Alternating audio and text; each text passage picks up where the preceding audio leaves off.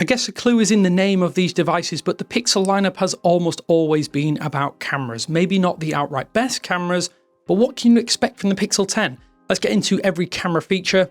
Yeah. Before then though, do me a quick solid if you want to see more Pixel 10 coverage, everything from the AI to the cameras, performance, all that kind of thing, hit that subscribe button and join the crew. Cheers. So in this video, I'm not going to talk about editing features as some might get backported, just the new camera stuff that you might not be, or you might be interested in with the Pixel 10 series. There's quite a lot to go over, so let's start with the new dedicated telephoto on the base model, which is a first for the entry-level Pixel. Well, actually, technically, the Pixel 4 counts there, so it's not quite right, but you get my point. It's a fantastic addition to this device, but I do think it masks some of the core camera downgrades here. So there's no 50 megapixel main sensor with that big, massive sensor itself. It's a 48 megapixel pulled directly from the Pixel 9a, paired with a 13 megapixel ultra-wide. Both of them pretty solid, but yes, not quite up there with the best in business. The telephoto itself has up to 20 times zoom. It's rated at 5x on paper and naturally called ProRes Zoom. It's 10.8 megapixels, so it should produce some pretty solid images. I guess it's kind of give with one hand and take with another here from Google, but it is a solid setup, all things considered. At least for the most part, it's going to be identical for the Pixel 9a on those main two lenses. If you don't care about zoom photos, and maybe, I mean, I don't really say this lightly, but you might want to take a look at the Pixel 9 as it is rocking that bigger and better main sensor, especially when you start to look at depth of images. That's one area where the Pixel 9 series definitely smokes the Pixel 9a. So yeah, we have a fairly good summation of what the Pixel 10 base model should be able to produce. The Pixel 10 Pro and 10 Pro XL have a new trick up their sleeve with their respective telephoto lenses though. You can now shoot at up to 100 times zoom with what is now being called ProRes Zoom. ProRes Zoom is no longer on this device, it's Pro on those Pro phones. So the triple lens setup has not changed on these devices. It just uses AI to help upscale and enhance the photos with that. We have yet to see true results here, but it is a lot better than previous phones. At least in that limited time we've played around with this function, it looks like processing time is a little bit faster. That could be the placebo effect, but I'm hopeful that it is going to be improved. It's going to be a fun addition as well with 100 times zoom on this device because it just allows you to get a closer look at faraway things. I'm calling this a total tourist upgrade for Pixel Pro cameras, and I'm really excited to get to grips with it in the coming months. Camera Coach is going to be available on all Pixel 10 models, so top to bottom it's coming in preview, and it uses Gemini models to give you better framing and composition tips if you're a bit of a novice photographer. So when you're taking a photo, just launch it and you'll get real-time feedback, almost like Gemini Live Video, but obviously you have a lot more of the viewfinder to see. It's not quite as crowded. If you're taking a picture of a person, for instance, Gemini or whatever AI model, I assume it's Gemini, they use here will analyze and give you advice on framing, tell you things like move the camera itself, change the angle, zoom in a little bit, or even just adjust framing the subject within certain areas of your surroundings. So if there's things like a physical barrier or a landmark or that kind of thing, you can use that to build your photo around it and use the cues that Gemini will give you.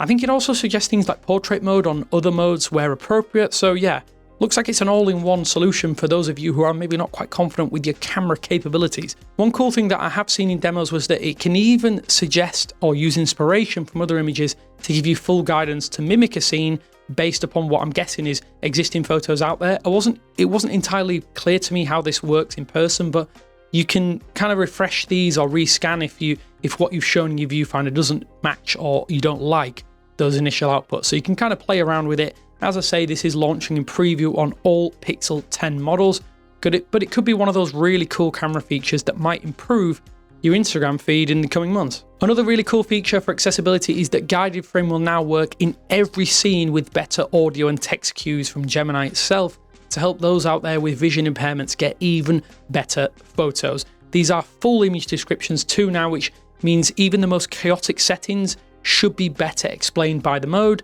and of course, it means you should get better photos as a result. Best Take is a feature I don't use all that often myself, but it now is fully automatic if you want it to be. This was first added back with the Pixel 8 Pro, but on Pixel 10 it'll just do its magic instantly if you do accept these changes. So for group photos, you don't even need to mess around making choices, just let the camera process using AI and do all of that legwork instantly. It works as soon as your Pixel 10 spots that you're taking a group photo, and you'll see little autofocus boxes around subjects, basically around their faces, in yellow, and that's when you know it's working. Google says it can analyze up to 150 photos with each split-second snapshot to determine the best facial expression for each subject, and it'll blend those results automatically for, well, the best take. The Pixel 10 is also the first smartphone camera with C2PA built in. So if you're not wondering what this is, this effectively catalogs and notes the AI-based image edits that a photo has on the gun.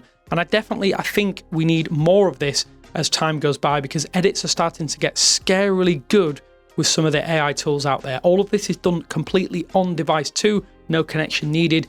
Non-modified images will have C2PA details as well, so you can tell when something has been altered, when something hasn't been altered by standard on Pixel 10 series. A really cool one, I think, for the Pixel 10 Pro Fold when that becomes available is Instant View, and it's a really nice little option that shows you a feed of your recent photos to the left of your viewfinder in a sort of carousel or scrolling carousel as you hit the shutter button. You do need to enable this on your phone, and it does mean you will lose some of that big display for picture framing and video framing, but it is a very cool implementation. And one of the best uses is that bigger display canvas, especially if you're someone who takes lots of photos and wants to see things in real time, I guess, on a feed to the left of your viewfinder. Google also told us that portrait mode now has better segmentation, so at least in theory, I think that means background and foreground separation should be better, and therefore blur applied better as well. There's no extra hardware doing this on the camera side as far as we're aware, so it could be another software-based boost. I do hope this is true though, as portrait mode on Pixel has suffered a bit in recent years.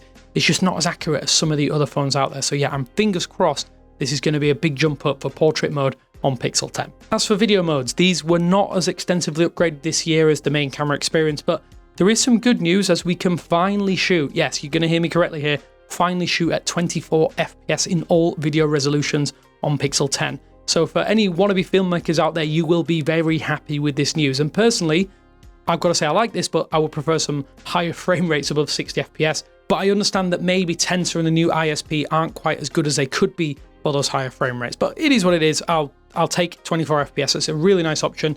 It does mean you can shoot 24 FPS footage at 8K resolution on the Pro tier models, so Pixel 10 Pro and Pro XL, with the help of Video Boost, but that obviously requires that upload-download using Google Photos to achieve it. It's a longer way of achieving it, but I do think the output is, and I'll say it out loud, probably the best or second to none on Android.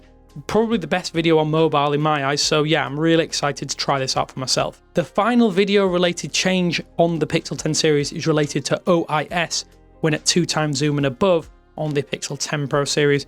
I'm not sure what this looks like in real life, but as far as I'm concerned, better stabilization is always welcome on a camera system that you have with you in your pocket every single day. And the only other video thing to note about the base Pixel 10 though is that this doesn't support ProRes Zoom video at 20x. Instead, it supports digital zoom video at 20x. So I imagine that this is doing some sensor cropping to achieve that, but we will have to put this to its paces when we get the option in with our own devices in a short period of time. I do think one intangible benefit with video on the entire Pixel 10 series is that thanks to PixelSnap though, we will now potentially be able to use things like phone cages, camera mounts, magnetic tripods, all of that awesome stuff that iPhone filmmakers really ram down our throats and also love to brag about. It's a really big bonus that I probably don't think many of you were initially expecting, but yeah, MagSafe or PixelSnap, whatever you want to call it, is a really good option for accessory or the wider accessory ecosystem, especially when it starts to come to visuals on these devices. And that's every new camera feature on the Pixel 10 series. All the good stuff joins you here, like night sight video, HDR, video boost, all that kind of stuff. That's all here as it was on the Pixel 9 series, but it looks like a pretty solid set of options, the Pixel 10 series camera, and I'm excited to put it through its paces in the coming weeks when we have some comparison content here on the channel. So subscribe for more of that. And yeah, thanks for watching. Hopefully this has helped you out, give you an overview of all of those new things. But until next time, I'll speak to you later.